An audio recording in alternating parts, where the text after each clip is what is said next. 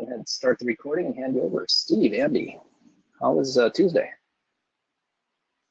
Hello, Scott. Thank you very much. Hello, Andy. What's going on? Oh, hi, Steve. Hi, hello, Scott. And hi, everybody out there in webinar land. Glad you joined us. Yep. All right. Hello, Mike C. Pablo's got a question there. Maybe Andy can read that off as I get ready to talk about the trade of the week. And we'll go through the normal disclaimers as people file in. They know the drill. We're going to go through a couple of disclaimers here. The first one is just the reminder that we're a software as a subscription service. We're not advisors. We're not registered brokers. So anything you see or hear, a little side jaunt here. Barry has this great room. But what maybe you should trade ideas. But we've got another little background story. The two of us mentor some people over there that were trading the Western markets, and we kept in touch with them with this new technology called WebEx, and we thought that was pretty cool. And that eventually turned into like one of the original desktop sharing chat rooms. We had a little subscription service going. We had a little family going. It was fun. We ran that as a Today Trader, the two of us, for a few years. And I tell you, I don't know how Barry does it. That's my lead job of staying with the people and answering questions. You can see his desktop all day long, and guess what? He doesn't charge for it. So that's how old school we were. We were able to charge for it, but it's no longer a fee service, and Barry does a great job handling his job. People are commenting on that as I look over. That's good stuff. So that's kind of our little backstory, but we're talking about trade ideas today. It's a 17-year-old product, and there's a lot to learn, and so we try and connection as possible to learn the product. It's not something you're going to learn in just a few days. It really needs to have like a trial month to come in, use a promo code. Sadly, I see a few people, and Andy does too, they throw their hands up after a few days. This is too much for me. And I understand, that's cool. That's how it is for some people. But if you can take the product, you'll make it sing and do whatever it is you want it to do, whether it's low float musical chairs like Ross Cameron does, or if it's slow motion swing trading like Andy and I prefer to do. Trade Ideas can do it for you, but we have a lot of access points. We've got the afternoon webinars, and primarily, as I was saying, the live trading room. And we give Barry a break every day at noon. We basically turn it over to a live stream on YouTube. And if you want to get to that, it's a redirect, trade-ideas.com for Andy or Sean or Jamie, or a place for you to pull up a chair and ask questions, and we can demonstrate this stuff for you visually. It's not the kind of stuff we pick up the phone and discuss over the phone. A lot of people misunderstand. They think that good, support for this software is to talk on the phone. It's not. It's visual. So please, we invite you to show up to these afternoon webinars. It's always the same thing, 12 Eastern. Just go to that. Myself or Andy, we're all good swing traders. We all focus on swing trading.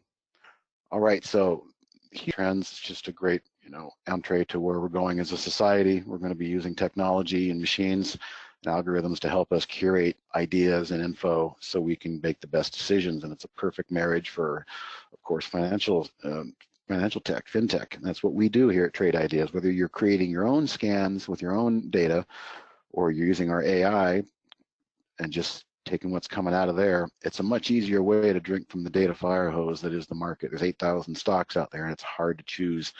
It's hard to focus, and that's what this product does, is it focuses down on what you want to see. And so, as we move forward, we're positioned well, and if you're using this product, you're positioned well to use the machine, because just using the machine by itself isn't good. And you'll talk about, examples of managing the AI trades once they're served up to you. So it's a great combination, a symbiotic relationship of man and machine.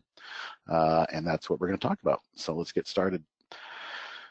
Kind of a format here in the afternoon webinars. We'll do a little market recap. I'll give it over to Andy to talk about a few AI trades. And we'll get into the trade of the week, and we'll talk about kind of a tricky entry this week, but we'll give you a solution for how to treat gap entries. We'll talk more about that. So go ahead and minimize that.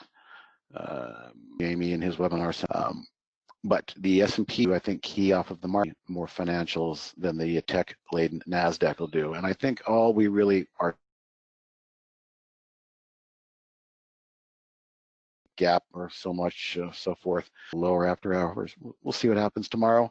To say here on the NASDAQ, in the S&P, the woodwork that nobody can anticipate and take the market down because the technical. So that's the S&P. We took out prior highs, but I don't know what we'll indicate our decisions on right now. is that we are still moving higher, even in the face of bad news. Some people, it's a great sign after a big run, longer in the more possible amplitude, and since seen in gold for a long time. So placeholder for the trade of the week when we come back and talk about the ETF. But for now, I will, before I give it back. Just a couple of things. See a lot more. See that? Just Day trader with some of these things, and they finish green. You rarely. Yeah, I think you put yourself on mute. Something. Things easier for everybody. The main reason is this one has been outperforming the others quite handily over the last, let's say, 8 months. I think it came in about last November, and some of these things people that I've always alert.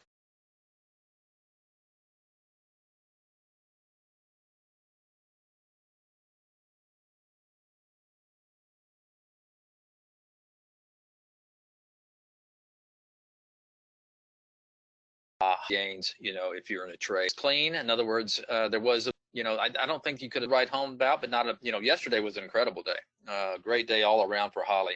But today, for whatever reason, just can see where you could definitely have made some money. But it's a great tool for new. So back to you, Steve. All right. Think I'm done? Yeah. Okay. In the email that name that always has a single dice line up on an ETF. It's always nice. And remember, I did also mention, if you read the email, for those that like the action, the deep end, the adult swim only, we always want to triple this, and it gaps up on you. Fear of missing out.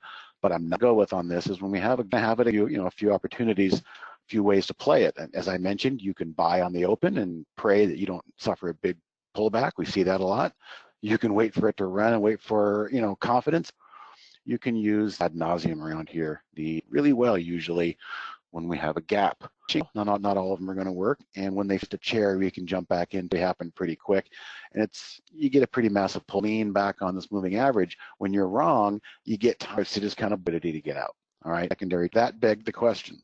And I like how they react when that rising 10-period moving average lags and comes up underneath. I like the action that I get. It seems like more often than not, we get some really good entries. And like I said, when you're wrong, the exit's not that bad. The loss isn't that bad. So a rudimentary starting point. Up, that pulled down. We want to have a little bit of volume. This 10-period simple. We're going to, all right. I put a relative volume of 1.4 in here. I want things that are doing something. If they've got decent relative volume, fundamentals in there too, but 80 minimum says I want one simple little set college. Some good volume and get a feel for the sector, put the heart so it comes onto my watch list over here so I don't lose track of it. So I want an early warning system, a new 5-minute low starting 0.5% above the 10 SMA here.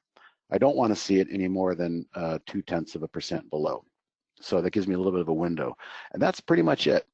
So also, I think, as I had said earlier, let's go back and run a history, because a lot of that stuff at the end of the day is not really what I want to see. There's really, and we'll do a back test to find the best time of day, but we'll do today's history. And I'm going to throw out the stuff that's right on the open. That's usually not what we want to see. There's kind of a sweet spot in here, and it's going to be more like around 8 o'clock my time. I mean, if I just show you the first one of the day, there's iRobot going up. We're getting 20 minutes into the day. We're starting to get some interesting stuff here. The stock gapped up. It came in. It got real close to the moving average and bounced back up. This is the kind of stuff I want to see. Gapped up, came in, touched, started moving higher. And what's the stuff I want to see? Okay, this one didn't. It worked for a moment, but guess what? You got a nice opportunity to get out pretty much right here for a small winner or even a flat. Okay, easy loss. It didn't work. You can move on. Interesting, gapped up sideways. These are actually the best. And what do I want to do sometimes? First thing I want to do is look left. What does my daily chart look like? Well, now we're talking. This is kind of interesting. This is something that's come to life recently. It's been going sideways right off the 10-day moving average. This is interesting. So I probably would have bought something like this if I was trading this style. You got happy right away. It held, and then pretty much there's your out. Let's clear that. And so we'll look at a few more examples, and then I want to kind of back test this stuff and see if we can improve on it. Again, it worked for the moment and then broke down. And again, a lot of these stuff is at the end of the day, if we look at it, it's going to follow the S&P. Like the market broke down. It was kind of a big sell afternoon, not a big sell afternoon, but there wasn't a lot of buying in the afternoon. So a lot of these ideas in the morning, might not have held as well today as they could have yesterday. But here's a beautiful example. As a matter of fact, I wanted to hit this one. I was doing a one-on-one, or I was doing the live session today. This was a beautiful example. This is the sweet spot. Okay, so we're about an hour and a half, hour and 40 minutes into the day. E-Trade gapped up, solid name. Boy, that's a nice looking chart on the daily over there. I would probably buy that. It's looking like a lot of the other wedge breaks that's trying to happen right now. Big name, everybody knows it. Oh, good relative volume, 1.7, tons of liquidity. Your buy point is pretty simple. It was right there. And then as if you weren't sure, you should have sold some up here. You got a little nervous, but the 10-period average kept you in it, and then there's your exit right there. And once that candle breaks down and closes below 10-period, it's pretty much, that's it for the rest of the day as far as I'm concerned. So the whole point is, let's try and scan for our day trades, ideas where we can find the parkour, the little trampoline bounce off of the gap ups. And we're not the chasers. We're the ones that are taking it off the ones that felt like they bought too soon and they're panic selling because they're not really aware of maybe the support that could be here. All right, so let's see if we can improve on this. I guess we'll go into the back testing mode here. And just for fun, let's open it up for the whole day. I always like to start there. And we'll do, again, this is not going to be necessarily a swing scan. It's going to be probably one of those that are maybe a 60-minute hold, or let's do a 90-minute hold, 120. I'll go to 120. I just got a feeling this is probably, these things can break down easily like they did today. But if you're a day trader and you're looking for some safe entries and some good movement, this might be one we're going to look for. Risk management on that type of scale. Okay, we'll risk a 1.5 to make 5. Advanced, we'll test 30 days, and that's it. So we'll simulate buy and see what we get.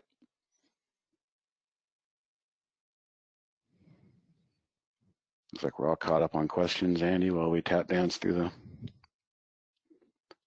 the. So you're going to have to explain the name of your window to me. You didn't hear it? I already said it. Parkour. I'm sorry, You don't know what parkour is? I was answering a question. Parkour are those young dudes that bounce around the city off of statues and walls and Oh, okay. Okay. That one move where they go like full sprint and then they hurdle with their knees up into their chin and then their feet come back down after they hurdle the wall and bounce off something else. Oh, yeah. Okay. That's what I'm feeling here. Okay, All right. I got you. We got a lot of trades. 1,200 to be exact in 30 days. That's way too many, so we're going to optimize this a little bit. And I expected there would be a lot. So we'll optimize. First one is, forget the price. Let's go to time of day. Let's take a look at the intervals.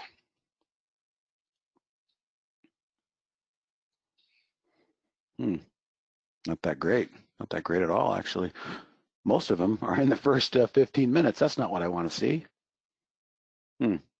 Well, what if, here we go again, doing the, I'm going to try and make a couple of adjustments that I think might make a better starting point here. I'm going to go in and I'm going to definitely button up the relative volume. I'm going to make that 1.75. Change from the close. I might even button that up a little bit too, 1.5, bigger gaps. Oops, that was the gap there. What was the one that I just did? 1.5. Oh, change from the close, right? Relative volume. Let's run that. Yeah, last week I tried to run a scan as well. Let's do this. Let's maybe that was too short of a hold. Let's run it again with my new settings and hold for it till the end of the day. The point being isn't to try and find the perfect scan here. It's just to try and go through the steps and see if we can find something that's chiseled in the marble there. Can you save the strategy of the cloud? Yes, of course, Joshua. Whatever I come up with, we will share, of course. I think our operating system does work on Linux, but I'm not one of those guys. Wow, that didn't work at all, did it? Let's go look at optimization and just double check. Time of day. Yeah, it's not testing very well. Interesting. How about that? Well, that's okay because the back tester, the back test, looked good all day. But when you run the data, and if it tells you it's not working, then maybe it's not working. Let's try one more thing. Let's take it outside of 1 day and see what happens if we hold it for a day or two. That's the only other thing I could think of. I mean, geez. Did you do it for like 30 minutes, or did you try? No, I didn't. I could try that too. That's just part of the exercise. Let's try it for 30 minutes. Just to see if anything different happens.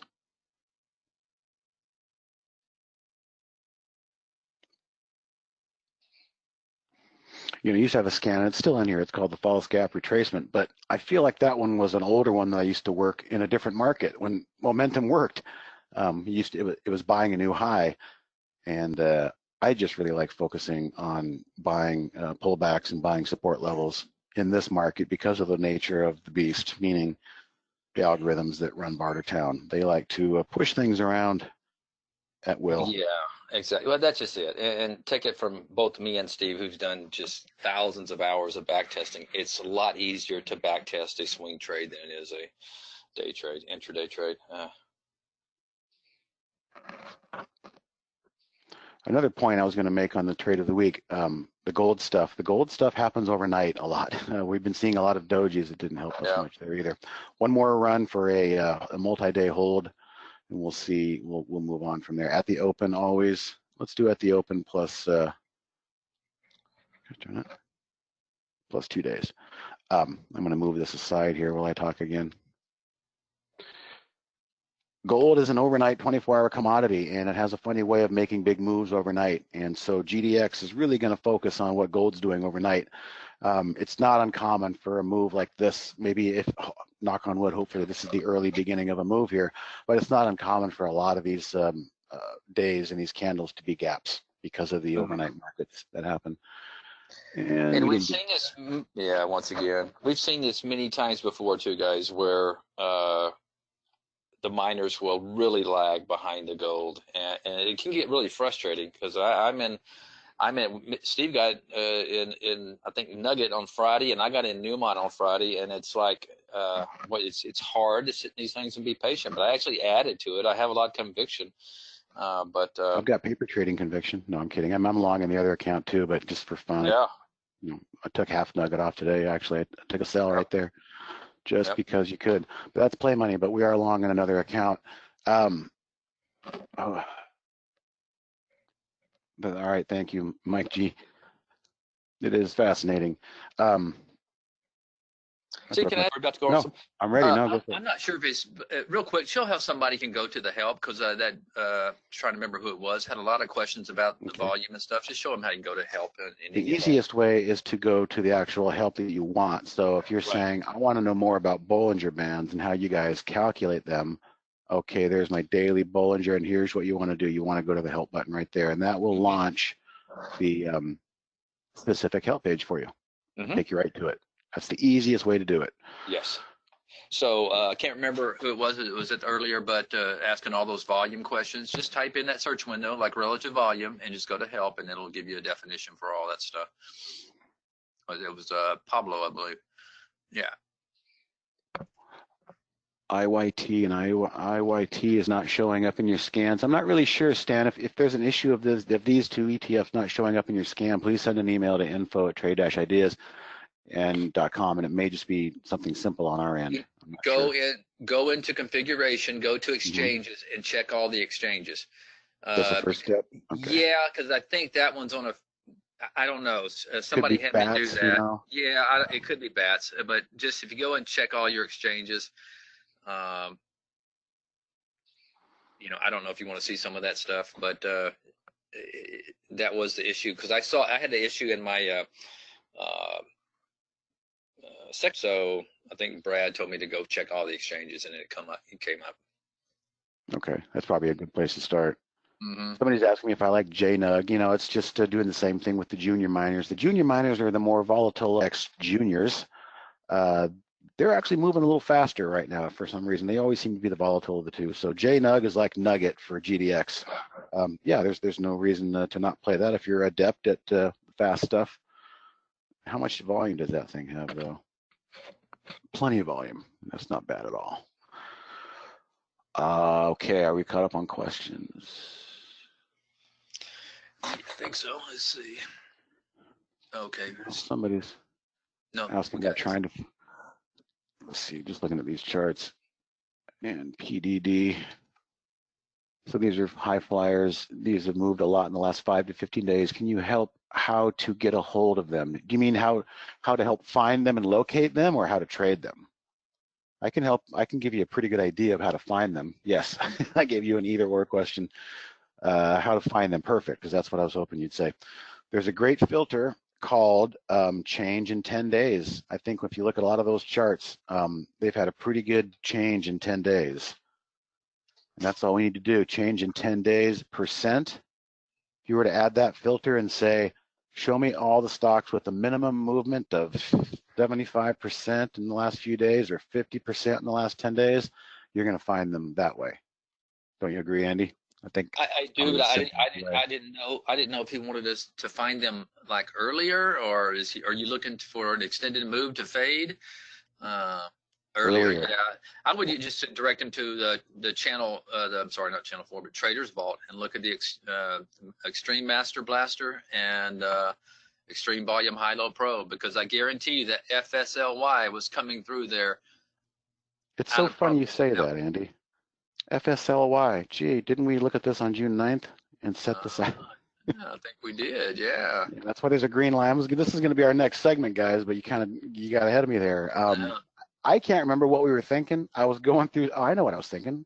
Okay, here you go. Here's where we found it. We found it right here.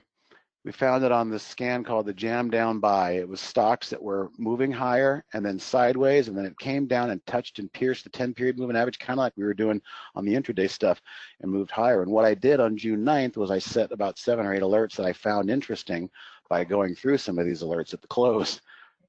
So just kind of a funny side note, we saw it. I didn't trade it. I hope somebody did, because we sent out that cloud link and it exploded on people's alerts. I'd be happy to give you this, but I mean, literally that's where I found it. You just unfortunately never know. Like you just never know when they're going to run 50% in 10 days. If we had a crystal ball, we could do that. But I'm dropping this cloud link called the Jam Down Buy right now in the chat window.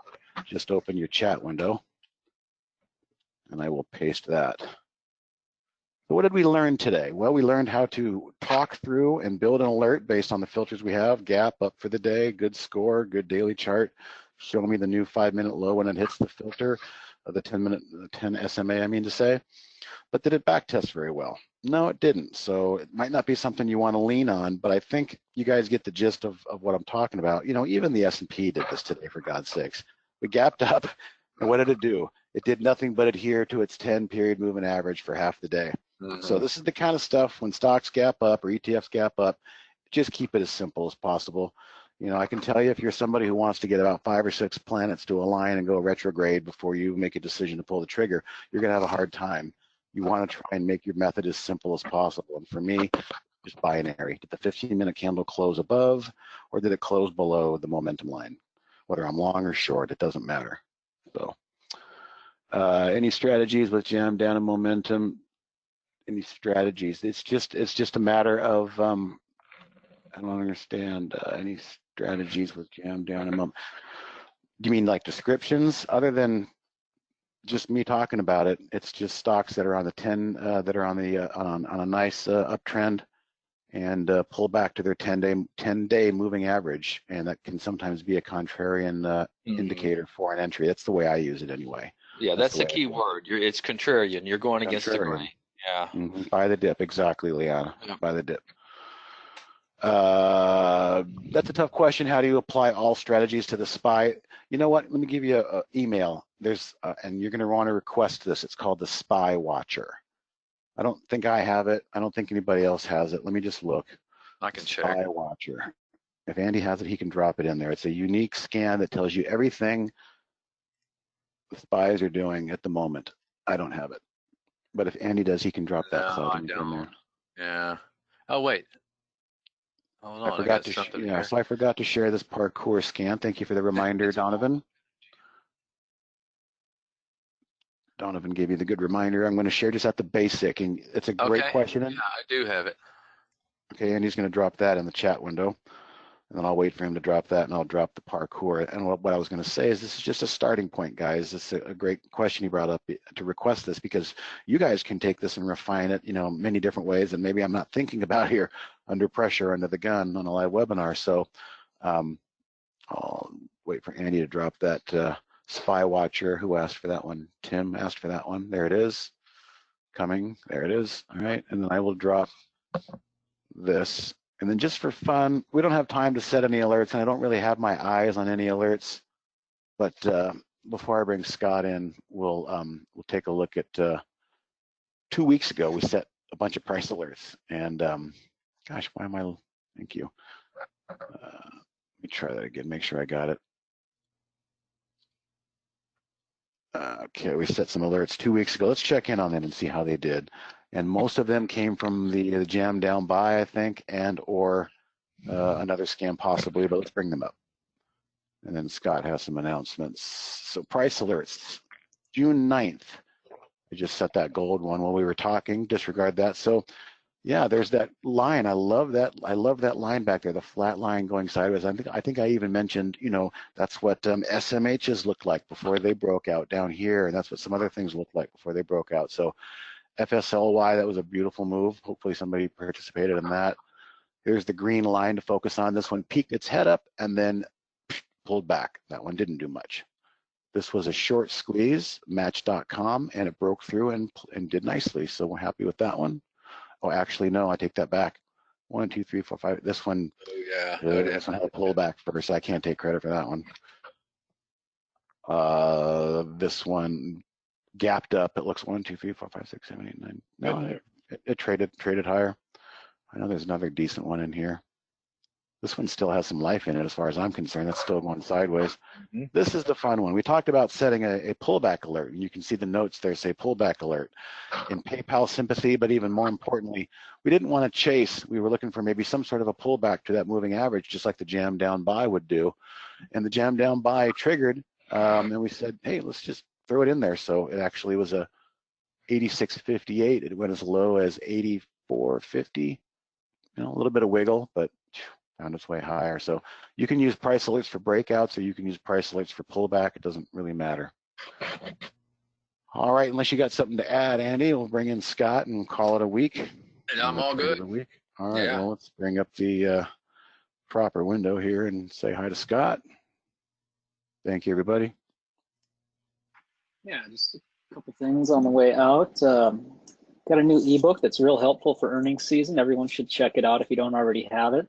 Just go to trade-ideas.com/earnings. Put in your email address and you'll get the download. It also has some cloud links embedded in it that you can import into your layouts for that. Trade Ideas Podcast got a new one coming out this week. It's already in the can, ready for publication. So subscribe to Trade Ideas Podcast by searching for Trade Ideas Podcast wherever you listen to your pods. And also, while you're waiting, check out the previous publications that we have this year. We've already got some great interviews out there, very helpful. There's a code that's good this month, summertime. Go ahead and use it for 15% off your first month or year of Trade Ideas, or upgrade from standard to premium. Take advantage of that before it expires. You can follow Steve on Twitter at TodayTrader. Also follow at Trade Ideas. Trade Ideas Pro is the Facebook handle to like. And any questions, just send an email to info@trade-ideas.com. Like if you want any of the scans from today's program, you can go ahead and email in requesting it. We can drop that into an email for you. It's the best place to send all your questions. This webinar has been recorded, and we're going to get the recording up later on tonight or tomorrow. You can email tomorrow with a link to the playlist where you can find it. And thanks, everyone. Thanks, Steve. Thanks, Andy. Have a good one. All right. See you next time. Thanks. Bye-bye. Thanks, everybody. I'll see you on Thursday. Bye-bye.